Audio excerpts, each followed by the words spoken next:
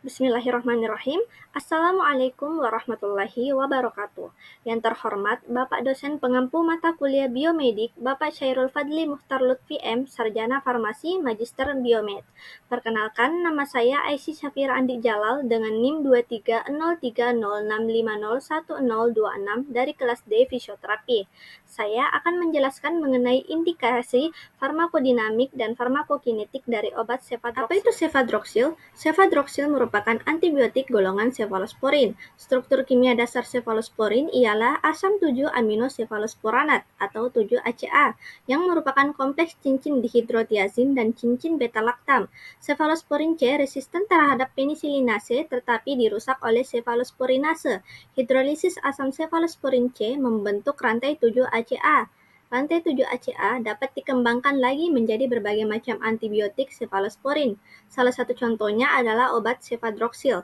Terdapat dua buah rantai cabang yaitu R1 dan R2, di mana modifikasi pada R1 pada posisi 7 cincin beta-laktam dihubungkan dengan aktivitas antimikroba, sedangkan modifikasi pada R2 pada posisi 3 cincin dihidrotiazin mempengaruhi metabolisme dan farmakokinetiknya. Cefadroxil adalah antibiotik untuk mengatasi berbagai infeksi bakteri, misalnya di tenggorokan, amandel, kulit, atau saluran kemih. Selain itu, obat ini juga bisa digunakan untuk mencegah infeksi di lapisan jantung endokarditis sebelum operasi gigi atau tindakan medis di saluran pernafasan atas. Indikasi cefadroxil. Yang pertama, infeksi saluran kemih. Cefadroxil digunakan untuk penanganan infeksi saluran kemih tanpa komplikasi yang disebabkan Escherichia coli, Klebsiella pneumonia, dan Proteus mirabilis seperti pada sistitis. Untuk orang dewasa atau anak dengan berat badan lebih dari 40 kg, diberikan dosis 1-2 gram per hari yang dibagi ke dalam 1-2 jadwal konsumsi. Untuk anak usia di bawah 6 tahun dengan berat badan di bawah 40 kg, diberikan dosis 30-50 mg per hari yang dibagi ke dalam 1-2 jadwal konsumsi. Yang kedua, infeksi kulit dan jaringan lunak. Untuk infeksi kulit yang disebabkan oleh Staphylococcus dan Streptococcus, untuk orang dewasa atau anak dengan berat badan lebih dari 40 kg, diberikan dosis 1-2 gram per hari yang dibagi ke dalam 1-2 jadwal konsumsi. Untuk anak usia di bawah 6 tahun dengan berat badan di bawah 40 kg, diberikan dosis 30-50 mg per hari yang dibagi ke dalam 1-2 jadwal konsumsi. Yang ketiga ada faringitis dan tonsilitis. Cefadroxil digunakan untuk penanganan faringitis dan tonsilitis yang disebabkan oleh bakteri Streptococcus beta hemolyticus grup A. Pada orang dewasa atau anak dengan berat badan lebih dari 40 kg, diberikan 1 gram per hari atau 500 gram 2 kali sehari selama minimal 10 hari. Untuk anak dengan berat badan kurang dari 40 kg, diberikan dosis 30 mg per hari yang dibagi ke dalam 1-2 jadwal konsumsi selama minimal 10 hari. Dan yang terakhir ada pencegahan endokarditis setelah prosedur operasi pada gigi atau tindakan medis khusus pada saluran pernafasan atas. Pada orang dewasa diberikan dosis 2 gram per hari, dikonsumsi 1 jam sebelum operasi atau tindakan dilakukan. Untuk anak-anak diberikan 50 gram per hari, konsumsi 1 jam sebelum operasi atau tindakan dilakukan.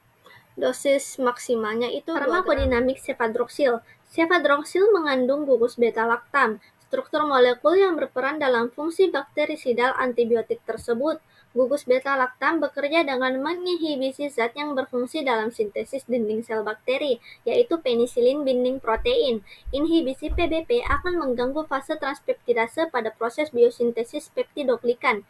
Terganggunya fase transpeptidase menyebabkan berkurangnya rantai pentaglisin pada protein dinding sel bakteri.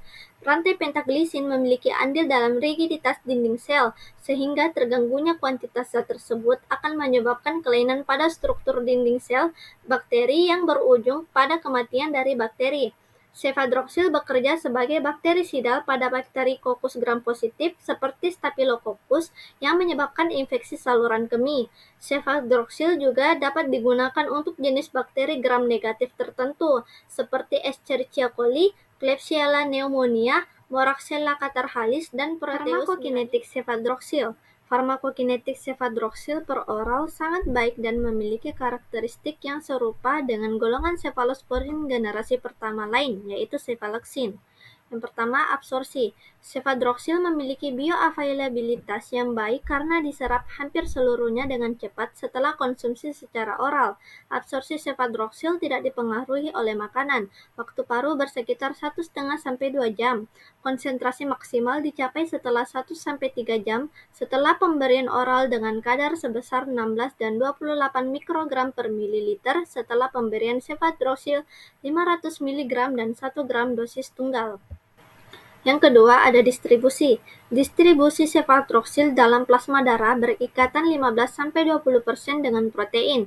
Cefadroxil dapat ditemukan dalam berbagai jaringan dan cairan tubuh, seperti paru-paru, sputum, pleura, dan kulit setelah konsumsi secara oral. Pada wanita hamil, cefadroxil dapat didistribusikan ke fetus dan cairan amnion. Hanya sedikit obat yang ditemukan dalam cairan cerebrospinal. Yang ketiga, metabolisme. Metabolisme cefadroxil terjadi di dalam hepar. Cefadroxil diduga mengalami metabolisme yang sangat minimal. Hal ini ditunjukkan oleh kadar obat di urin setelah konsumsi cefadroxil mencapai 90% dalam bentuk yang tidak berubah. Dan yang terakhir ada eliminasi. Eliminasi cefadroxil terutama terjadi melalui ginjal dalam waktu 24 jam. Cefadroxil diekskresikan dalam bentuk yang tidak berubah. Kesimpulannya, cefadroxil merupakan antibiotik golongan cefalosporin yang digunakan untuk mengatasi infeksi bakteri di berbagai bagian tubuh, efektif untuk melawan bakteri gram positif dan gram negatif. Cefadroxil juga digunakan untuk profilaksis sebelum prosedur gigi pada pasien yang alergi terhadap penisilin. Cefadroxil bekerja dengan cara membunuh atau mencegah pertumbuhan bakteri sehingga infeksi dapat teratasi oleh sistem kekebalan tubuh. Itulah tadi pembahasan saya mengenai obat cefadroxil. Sekian dari saya. Wassalamualaikum warahmatullahi wabarakatuh.